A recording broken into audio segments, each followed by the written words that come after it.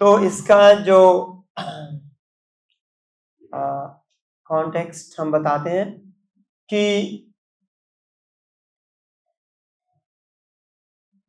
जब वेद व्यास जी ने बहुत सारे ग्रंथों की रचना कर दी, वेदों की 4 वेद, पुराणों की 17 पुराण, 108 उपनिषद, उपनिषद, वेदांत सूत्र, बहुतों की रचना कर दी, फिर भी इतना करने के बाद भी उनके हृदय में संतुष्टि की अनुभूति नहीं थी। उस समय नारद मुनि, जो कि गुरु हैं वेद व्यास जी के, वहां पर प्रकट होते हैं, वहां पे आते हैं। और नारद मुनि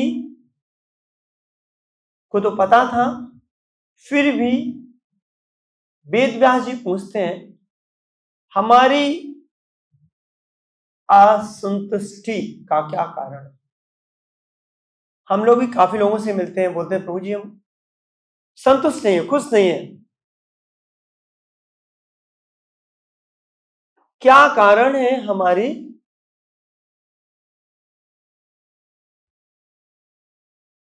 जिसके कारण हम खुश नहीं है, जिसके कारण हम चिंताओं से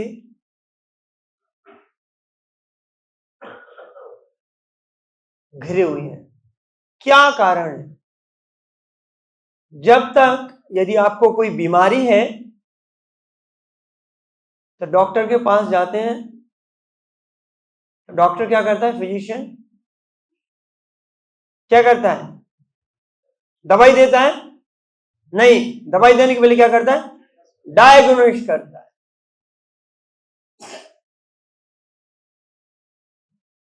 क्योंकि जब तक डायग्नोसिस, और जब तक जो पूरा हिंदी में क्या बोलते हैं डायग्नोसिस को?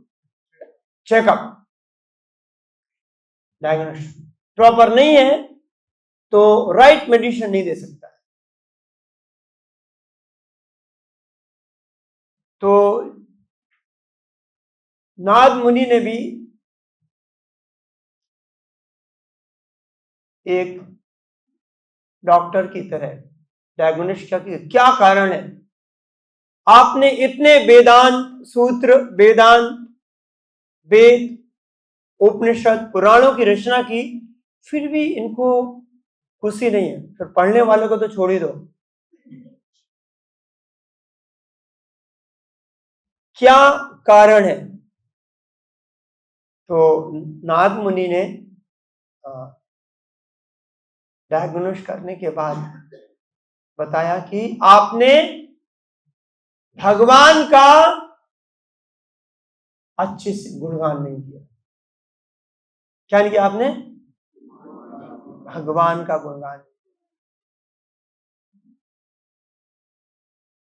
किया है, थोड़ा बहुत है पुराणों में, उपनिषद में, बस बहुत कम मात्रा में छुपा हुआ है।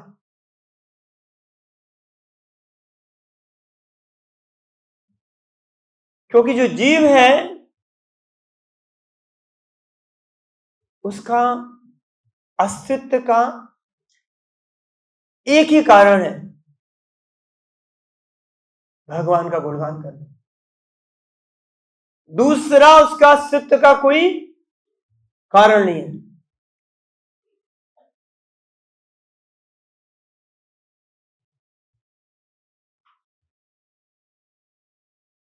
जीव जो हम बने हैं सिर्फ भगवान की सेवा के लिए, भगवान का गुणगान के लिए। यदि हम भगवान की प्रेममयी सेवा, और सेवा भी ऑफिशियल सेवा नहीं, प्रेममयी सेवा, प्रेममयी सेवा मतलब प्रेम से,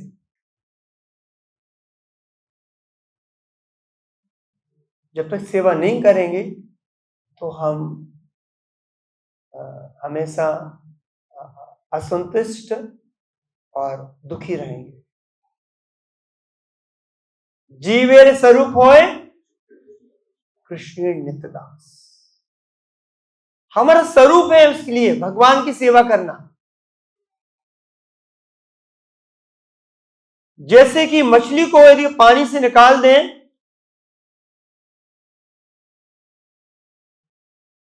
उसको BMW कार में रखें, एक डायमंड का बहुत सुंदर नेकलेस दे दें,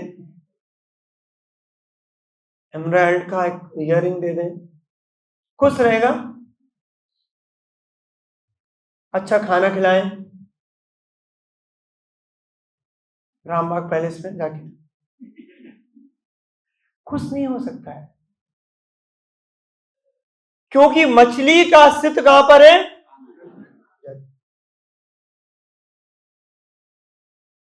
उसी प्रकार जो जीव है उसका वास्तविक अस्तित्व और जो स्वाभाविक भगवान का गुणगान, भगवान की सेवा करना। गोलोक धाम में आप जाएंगे ना तो भगवान है, गोपास है, गोपीस है,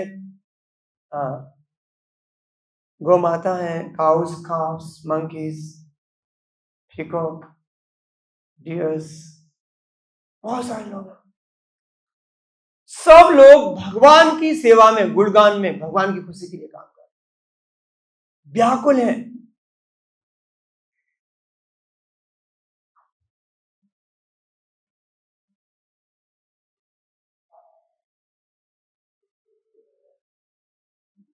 और वो सेवा प्रेममय भक्ति से। इसके दूसरे अध्याय में हमने देखा था धर्म सुन सुन पुंसाम विश्वक्षेम कथा सुया न उत्पातेत यति रतिम श्रम एवि केवलम। धर्म सुनस्थिता अनुष्ठिता, धर्म अनुष्ठिता पुंसाम, हमको क्या काम करना है? सास बोले कोई भी काम जो हम करते हैं धर्म सुनस्थिता पुंसाम विश्वक्षेम न उत्पातेत यति रतिम विश्वक्षेम कथासुआ। कोई भी हम वर्क काम करते हैं यदि उस काम करने से हमारे हृदय में भगवान के प्रति और भगवान के बारे में, भगवान की लीलाओं का, भगवान के नाम का के बारे में सुनने का आकर्षण पैदा नहीं होता है तो सास बोलते हैं श्रम ये भी केवलम, हम अपना टाइम व्यर्थ में कमा रहे हैं।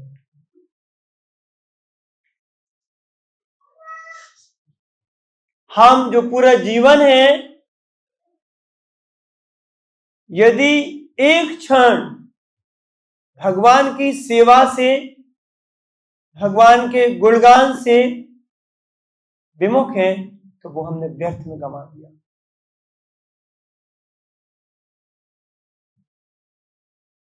रूप गोस्वामी जी भक्ति रसामृत सिंधु में बताते हैं कि एक क्षण यदि हम भगवान की सेवा में नहीं गंवाए तो वो यूजलेस है। अव्यर्थ कालत्वम शब्द यूज करते हैं, अव्यर्थ कालत्वम, व्यर्थ, अव्यर्थ कालत्वम। भक्त होता है बहुत सचेत होता है, हमारा एक क्षण भी व्यर्थ में नहीं जाना है ना। कोई बहुत एक्सपर्ट बिजनेसमैन होता देखता है एक पैसा भी बर्बाद नहीं होना है, होता है ना, कई लोग बर्बाद नहीं होना, खर्च कर देंगे अच्छे काम के लिए, बर्बाद नहीं होना है। तो यदि हमको अपना जीवन यदि हमको पता है तो यदि हम इसको समझते हैं एक क्षण भी हमारा व्यर्थ नहीं जाना है भगवान की सेवा में।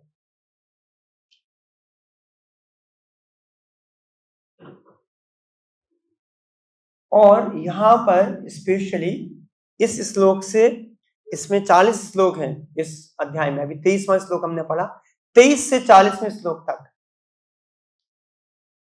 नारद मुनि अपने जीवन के बारे में बता रहे हैं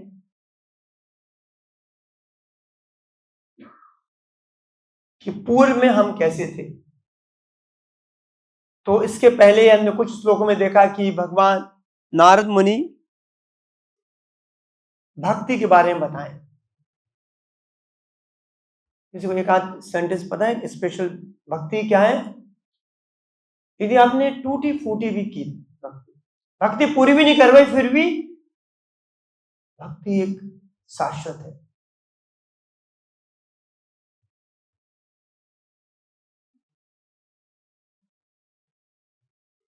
भक्ति कभी भी व्यर्थ नहीं होती है। और भौतिक चीज आपने कितना भी अचीव कर लिया, आप अरबपति खरबपति बन गए, आप बहुत फेमस हो गए, आपको नोबेल लॉरेट्स, आपको नोबेल प्राइज मिल गया, आप कितने भी हो गए, मृत्यु के समय क्या होता है? मृत्यु सर्वहरश्चाहम, सब कुछ हर लेती है।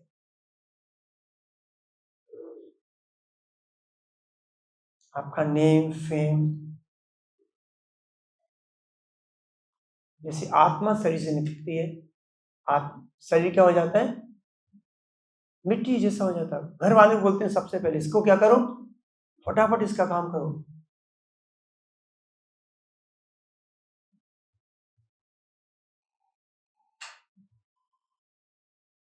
तो नारद मुनि ने भक्ति के बारे में बताया कि भक्ति साधन है, साध्य है, जीवन का लक्ष्य है। तो यदि किसी को कोई बीमारी होती है तो आप जाते हैं, अरे ये दवा लो, ये दवा इतना अच्छा है, हम भी बीमार हुए थे ऐसे, बोलते हैं ना, हमने दवा ली हम बिल्कुल ठीक हो गए, आप भी दवा ऐसा लीजिए आप ठीक हो जाओगे, बोलते हैं ना कभी कभी जाके। उसी नारद मुनि बोल रहे हैं, अरे आप खुश नहीं हो ना, आप ऐसे हो, हम भी थे ऐसे पहले। अब नारद मुनि अपना क्यों बता रहे हैं? और बताने के लिए हमें, अब हम जब पूर्व जन्म में अहम पुरातीत भवे, पुरा अतीत भवे, भवे मीन्स कल्प। एक कल्प का मतलब होता है ब्रह्मा जी का एक दिन। कल्प का मतलब क्या होता है? ब्रह्मा जी कितने साल जीते हैं? तो हमारे जो ब्रह्मा जी, हमारे मीन्स ब्रह्मा जी बहुत हैं, हर ब्रह्मांड में ब्रह्मा होते हैं। जैसे ना हर कंट्री में प्रेसिडेंट होता है ना, हर कंट्री का प्रेसिडेंट होता है, तो हर ब्रह्मांड के ब्रह्मा जी होते हैं। तो हमारे जो ब्रह्मा है उनकी आयु कितनी है? वो तो 100 साल जीते हैं, पर अभी current what is his age, कितनी आयु है? 50 साल निकल चुके हैं। कितने हो गए? 91 साल की, 51, 91 साल का पहला दिन है। और ब्रह्मा जी का हर दिन को एक कल्प बोलते हैं, और एक कल्प कितना बड़ा होता है? ब्रह्मा जी का एक कल्प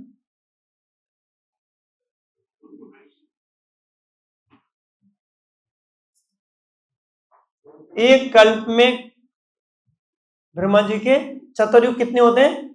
सहस्त्रयुग पर्यंतम, 1000 महायुग होते हैं ब्रह्मा जी। सोचो ब्रह्मा जी के 12 घंटे में जब पृथ्वी पे सतयुग, त्रेता युग, द्वापर युग, कलयुग, कलयुग का आयु कितना है? 4,32,000। द्वापर युग का इसका डबल है, इसे द्वा बोलते हैं, द्वा means twice, 864। Treta means thrice, तीन गुना, 1296। और सतयुग 4, 1728। इन सबको जोड़ते हैं तो 43,20,000 साल आते हैं। इसको एक महायुग बोलते हैं। और भागवत गीता में भगवान बताते हैं सहस्रयुग पर्यंतम, जब ऐसे 1000 महायुग, जब पृथ्वी पे सतयुग, त्रेता युग, द्वापर युग, कलयुग, सतयुग, त्रेता युग, द्वापर, 1000 बार इस साइकिल रिपीट होती है, तब ब्रह्मा जी के 12 घंटे होते हैं।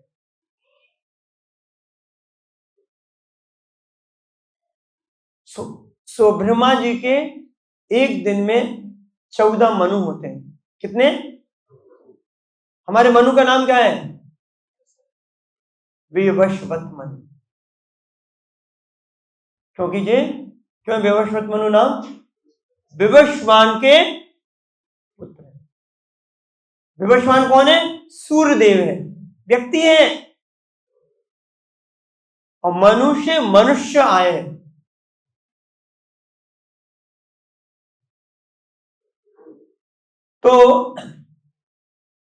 तो अतीत भवे में पहले कल्प में, तो अभी ब्रह्मा जी का भी जो चल रहा है, तो ब्रह्मा जी के अभी अभी तक कितने महायुग? तो बेसिकली 14 मनु होते हैं, और एक मनु करीब करीब कितने? 71 महायुग जीते हैं। एक मनु कितना जीते हैं? 71 इंटू 14 करेंगे तो करीब करीब 1000 नंबर आता है। 71 पॉइंट समथिंग होता है। तो 71 एक मनु की लाइफ होती है। तो अभी कौन से मनु चल रहे हैं? ब्रह्मा जी के 14 मनु है एक दिन में। अभी कौन से? 7वां। याद रखिए, एग्जैक्ट टाइम दिया गया है हमारे शास्त्रों में। शुरुआत कैसी हुई क्रिएशन का, अभी कौन सा समय चल रहा है? तो हमारे कौन से मनु चल रहे हैं? 7 नंबर। तो 6 मनु पूरे चले गए। एक 14 मनु होते हैं, 6 पूरे चले गए। 7वें में कितने होते हैं महायुग? कितने होते हैं? 71। 71 में से कितने निकल गए? 27 निकल गए। 28वां चल रहा है।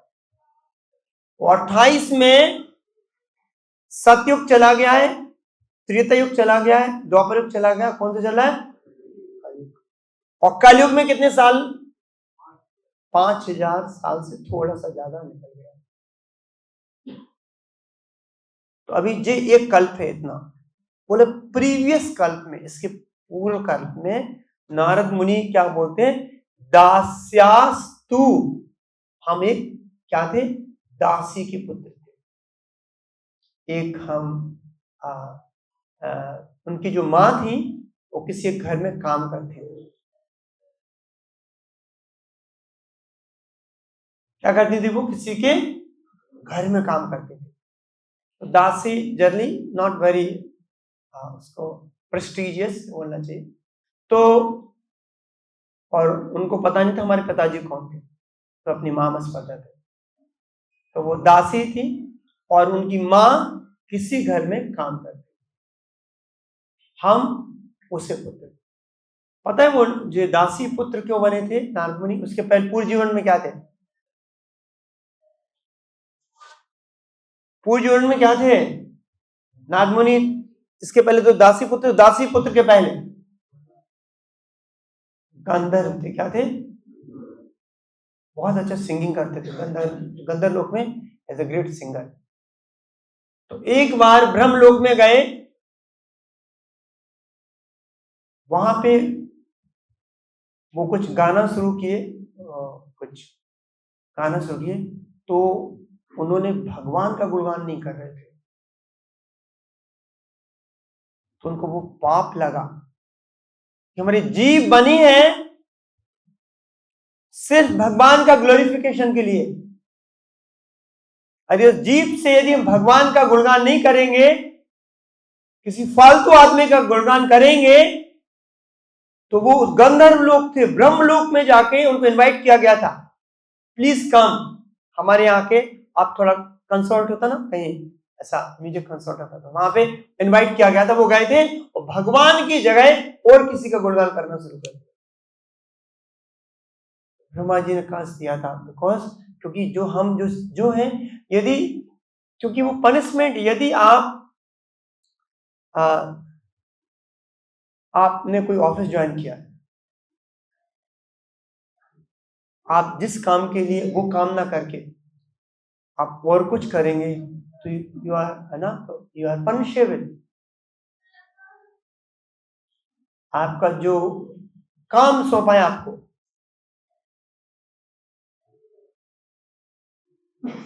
तो बोलते हम दासी पुत्र थे और साथ में क्या थे, हम एजुकेटेड नहीं थे। दासी पुत्र थे और दूसरी बात हमको कुछ आता नहीं था, हम स्कूल भी नहीं गए थे।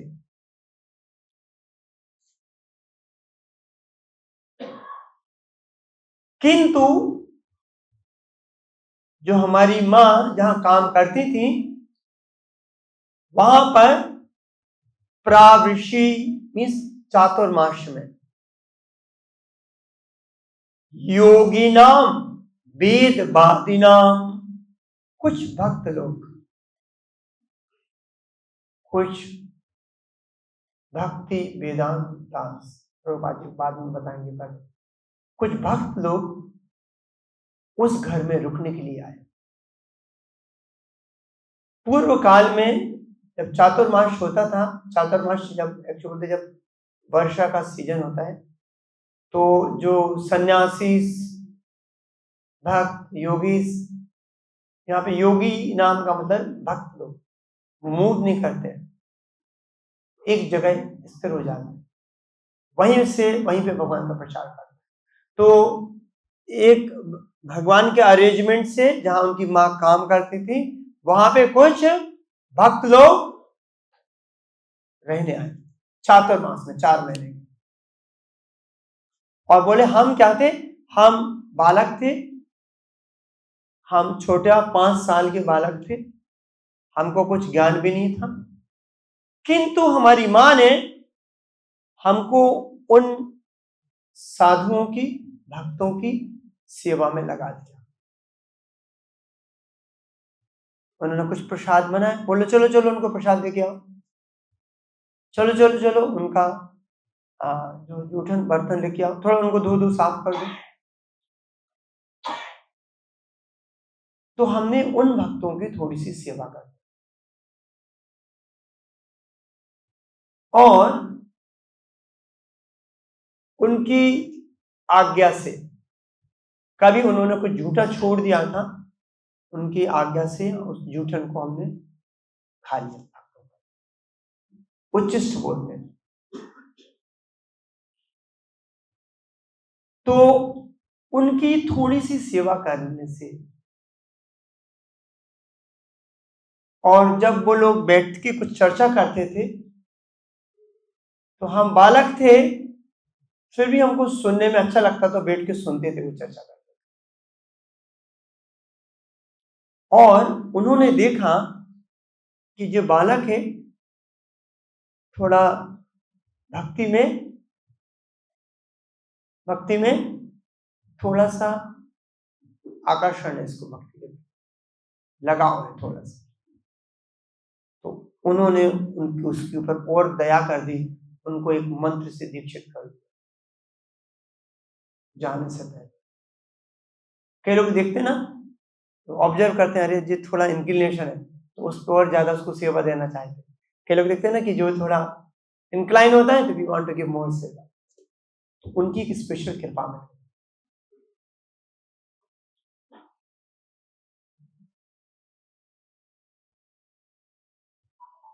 यहाँ पे जो बताया गया है, वे एक अत्यंत महत्वहीन माता पिता के संतान थे। टू मीन्स ले, फिर उसके बाद भी उनकी कोई शिक्षा भी नहीं हुई थी, और किंतु क्या किया, तो भी उनकी समस्त शक्ति उन्होंने किस में लगा दी, जितनी भी उनमें शक्ति थी, बालक भी थे, किसमें लगा दी उन्होंने, भगवान की सेवा में लगा दी। और भगवान की सेवा कहां से शुरू होती है, उनके भक्तों से।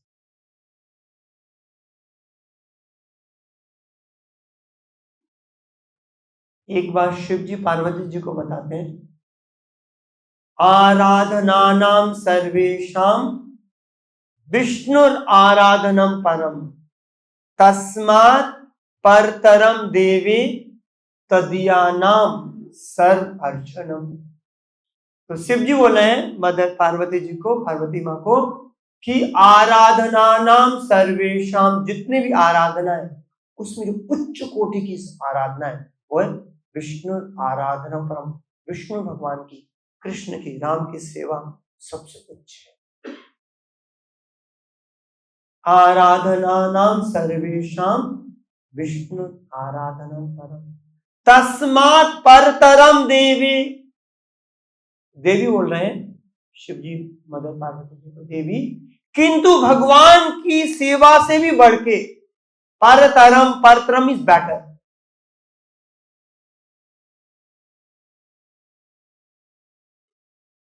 तदिया नाम सर्व अर्चनम, जो भक्त हैं उन भक्तों की सेवा भगवान की सेवा से भी उच्च बताई गई है। तो यहां पर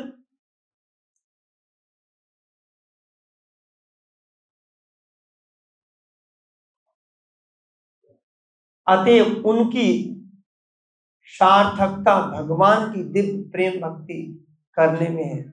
जब ऐसा नहीं हो पाता तो मनुष्य, माया का मतलब है जो बताया गया कि जो भगवान की सेवा में लग रहा वो माया,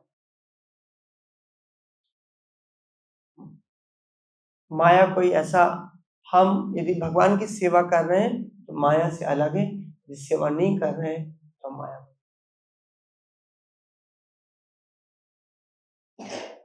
कृष्णा सूर्य समा माया है अंधकार, जहां कृष्णा तहां ना माया देगा। प्रकाश भगवान है और अंधकार माया है। जहां प्रकाश होगा वहां अंधकार हो सकता है, और जहां अंधकार है वहां प्रकाश नहीं होगा। ये बोलते हैं कि ना एक कॉइन के two sides, head and tail. One, आप या तो माया में होंगे या भगवान के। स्मर्तव्यम सततम विष्णु विस्मर्तव्यम ना जातुचित सर्व विधि निषेधाशु इत ईविना किंकरा। स्मर्श, ये पद्म पुराण का श्लोक है। स्मर्तव्यम सततम विष्णु, हमको भगवान का रिमेम्बरेंस, भगवान की याद हमेशा होनी। विस्मर्तव्यम ना जातुचित, एक भी क्षण भगवान की स्मृति नहीं होनी है। सर्व विधि निषेधाशु, जितने भी शास्त्रों में विधि बताए गए हैं और निषेध बताए गए हैं, निषेध मतलब प्रोहिबिशन, नहीं करना, और विधि मीन्स करना। विधि और निषेध जो बताए गए वो एक ही चीज के लिए बताए गए, कैसे हम भगवान को हमेशा याद कर सके। मन मना मद भक्तो मदयाची माम नमस्करु माम एवेष्यति सत्तम थे प्रतिजानी प्रियोशी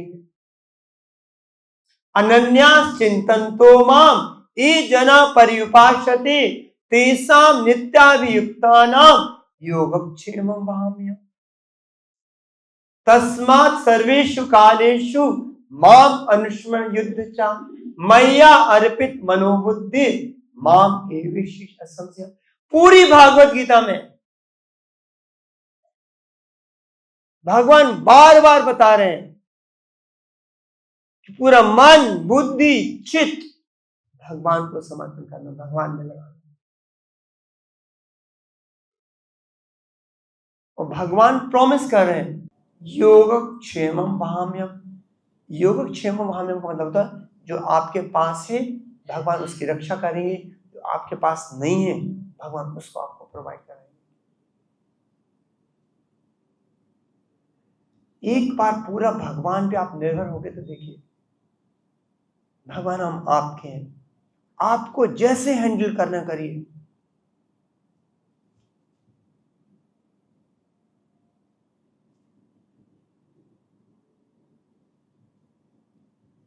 प्रहलाद महाराज को जब पहाड़ों से गिराया गया तो क्या हुआ?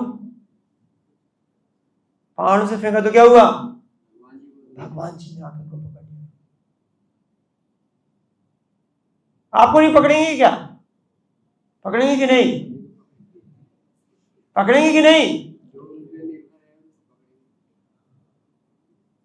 उसके लिए हमको प्रहलाद महाराज जैसी विश्वास लेके आना है। हिरण्यकशिपु बोले तो भगवान कहाँ है? प्रहलाद जी ने क्या बोला? सब जगह है, खंबे में है कि नहीं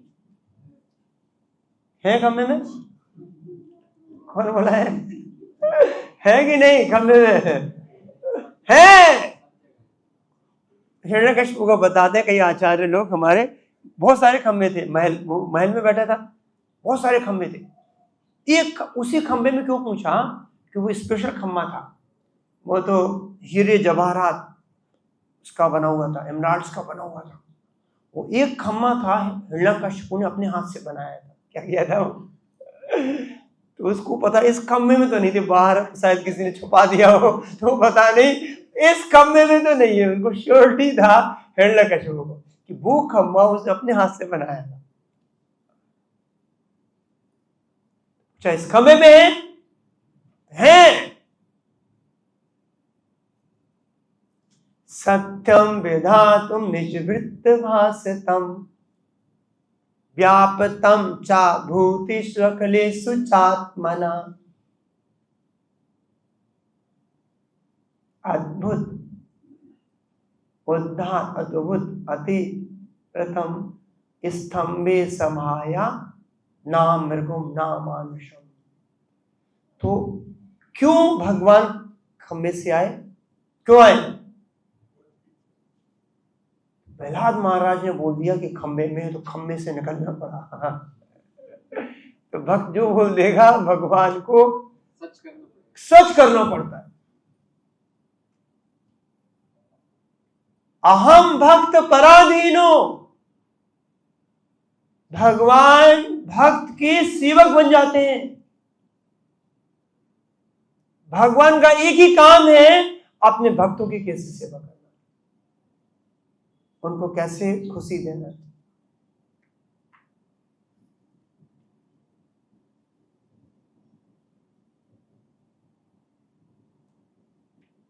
कई बार भगवान बोले तो शायद ऊपर नीचे हो सकता है कि भगवान थोड़ा ऊपर नीचे करते हैं, किंतु यदि भक्त ने कुछ बोल दिया तो क्या होगा? वो इसलिए भागवत गीता में भगवान अर्जुन को क्या बोलते हैं? कौन्ते प्रतिजानी न मे भक्त्या प्रणश्यति। अर्जुन को बोले तुम बोलो। भगवान खुद बोलते हमारे भक्तों का कोई कुछ कुछ बिगाड़ नहीं सकता हमारे भक्तों का। भगवान खुद बोल सकते थे हमारे भक्तों का कोई नहीं बिगाड़ सकता। तो भगवान बोल सकते थे, भगवान अर्जुन को क्यों बोले? भगवान खुद बोलेंगे तो शायद उसको ऊपर नीचे करने का भी कभी, बट यदि अर्जुन बोलेंगे तो भगवान उसको कभी भी उसका विरोधाभास नहीं करेंगे, उसको हमेशा उसकी चीज को रखेंगे।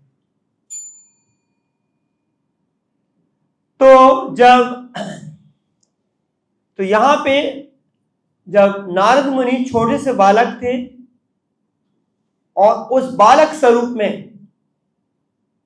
उनकी थोड़ी सेवा कर दी और थोड़ा सुनने के प्रति भी बहुत आकर्षण था कि भगवान की लीला सुनने का और भगवान के भक्तों की लीला सुनने का आकर्षण। और भक्त को शायद भौतिक शक्ति और सिद्धि ना हो, किंतु भगवान को समर्पित होने से पूरे ब्रह्मांड की शक्ति उसके दास के रूप में काम कर सकती है। जैसे कि उसका एग्जाम्पल था किसका? अमरीश महाराज और दुर्वासा मुनि, दुर्वासा मुनि बहुत बड़े योगी थे, अष्ट सिद्धियां थी। और हमारे जो अमरीश महाराज वो क्या थे? सिंपल राजा थे, किंतु भगवान के भक्त थे।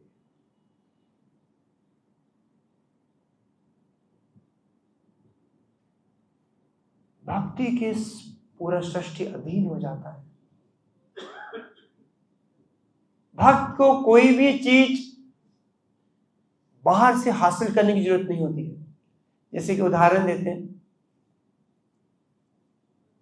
किसी को बाहर का थोड़ा काम करना पड़ता है, पैसा कमाना पड़ता है, किंतु यदि कोई बिल गेट्स का लड़का रहेगा, उसको ऑलरेडी उसके अकाउंट में रहेगा, हमें भी अंबानी का, उसको कोई ही don't have to work hard. तो वैसे ही आपके पिताजी का नाम क्या है? हाँ? क्या? बहादुर। वो तो डुप्लीकेट है, ओरिजिनल पिताजी हमारे कौन है? भगवान है, कृष्ण भगवान है। हाँ, ये तो डुप्लीकेट फादर है। ये तो हाँ, वो तो ओरिजिनल जो हमारे पिता है तो वो है ईसावास्यम सर्वम। आप भूल गए, समझ में आ रहा है? बिल गेट्स का बच्चा भूल गया, घूम रहा है रेलवे स्टेशन पे, 5-5 रुपए के लिए कैसे का खाने के लिए तड़प रहा है। उसको पता, अरे हमारे पिताजी तो बिल गेट्स हैं। पूरा प्रॉब्लम सॉल्व हो गया। यस और नो? तो हमारा पूरा हम विस्मृति में आ गए। मवे वांशो जीव लोके जीवभूता सनातना। हमको सिर्फ स्मृति, जैसे हनुमान जी भूल गए थे, उनको राम जी का याद नहीं था। हमको स्मृति करनी है भगवान की, और वो प्रेम ऑटोमेटिकली हृदय में। भगवान नित्य सिद्ध कृष्ण प्रेम साध कबू नोए श्रृणवादि शुद्ध चित्त करे उदय। एक्चुअली हमारा ऑलरेडी हम भूल गए, he is our dear father, वो हमारे सब कुछ हैं। उनके विस्मृति के कारण हम इस भौतिक दुनिया में, और जन्म जन्मांतर से, सनी जी पहला जन्म, जन्म जन्मांतर से बोल रहे। हम कितना भी, इसका पहले श्लोक में था, हम तपस्या करने को, फिर भी हम इन भौतिक दुखों से बाहर नहीं आ सकते। कितना भी इसमें लिखा है, विद्वान मंडलों ने यह स्पष्ट निष्कर्ष निकाला है, तपस्या, वेद अध्ययन, यज्ञ, दान तथा स्तुति, जप का चूक प्रयोजन, उद्देश्य, उत्तम श्लोक भगवान के दिव्य लीला को, इन सबका उद्देश्य है। कोई आप तपस्या कर रहे हैं, ब्रह्मचर्य कर रहे हैं, वेद अध्ययन, सबका उद्देश्य क्या है? भगवान के प्रति प्रेम को जगाना। भगवान के प्रति विस्मृति हुए, भूल गए भगवान को, अपना हमारा संबंध है भगवान के प्रति। आप ऐसे घर में संबंध है ना, आपकी पत्नी से, आपके पति से, बच्चों से, माता पिता से, आपका भगवान से प्रति संबंध है, शाश्वत संबंध है। उस संबंध को छोड़ के, भूल के, हम इस झूठे संबंध के पीछे भाग रहे हैं और उसमें खुश होने का कोशिश कर रहे हैं।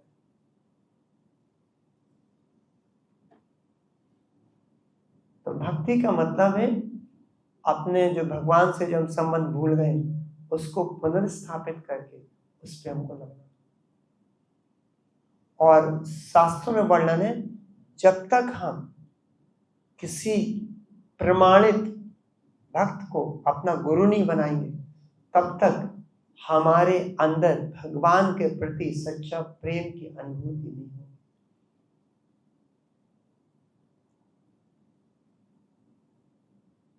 जब तक हम एक बोनाफाइड डिवोटी जो भक्त है उसको सेवा नहीं करेंगे, उसको समर्पण नहीं करेंगे, तब तक हमको सही रूप में हमारे हृदय में भगवान के प्रति प्रेम नहीं जाएगा। इसलिए गुरु बनाना और इसलिए प्रमाणित गुरु बनाना कंपल्सरी, मैंडेटरी, विकल्पित नहीं है कि उनको होगा तो। और उस गुरु की हमको एक विनम्र दास के रूप में सेवा करनी, क्योंकि भगवान देखता है यदि कोई उनके भक्तों की सेवा करता है तो भगवान पागल हो जाते हैं।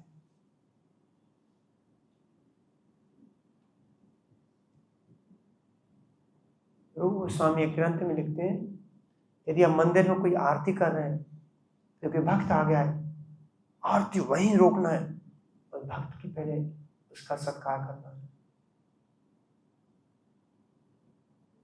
वो नियम है, इतना ऐसा नहीं करना नहीं, और किस डिग्री का जो उसमें बताया गया है, क्योंकि भगवान का जो भक्त थे उनको ही हम प्रसन्न करके भगवान को प्रसन्न करते। यस्सा प्रसादा यशा अप्रसादा, तो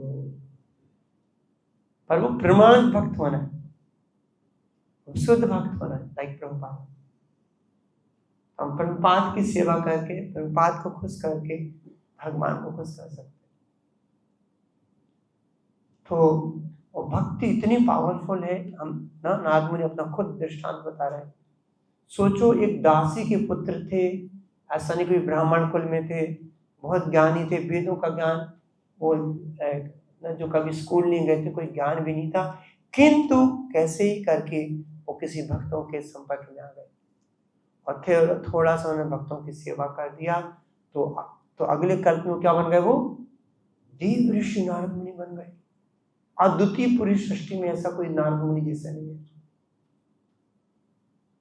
तो भक्ति बहुत पावरफुल है, और प्रभुपाद जी बताए भक्ति कंटीजियस होती है। आप जो कोई बहुत अच्छा भक्त है उसका यदि आप संपर्क करेंगे तो आपके अंदर भी भक्ति वो प्रकाशित हो जाएगी। तो जो बहुत तो भगवान की लीलाओं का स्मरण और उनके भक्तों की लीलाओं का स्मरण करने से धीरे धीरे धीरे हमारे अंदर भगवान के प्रति एक लगाव पैदा शुरू हो जाता है। वो लगाव होने से यहाँ पे हम देखेंगे नारद मुनि ने पूरे दिल से सेवा की, तो उन्होंने उन पर कृपा किया और वो उन पर इतनी कृपा हुई कि अगले जीवन में वो स्वयं देव ऋषि के रूप में उनकी उपस्थिति हुई। सो फर्दर हम इसके बारे में बहुत डिटेल से देखेंगे कि नारद मुनि के गुण और उनके बारे में। यहीं से हम समाप्त करते हैं। ग्रंथराज श्रीमद् भागवतम की, जगत गुरु गोपाल की, निताय गौर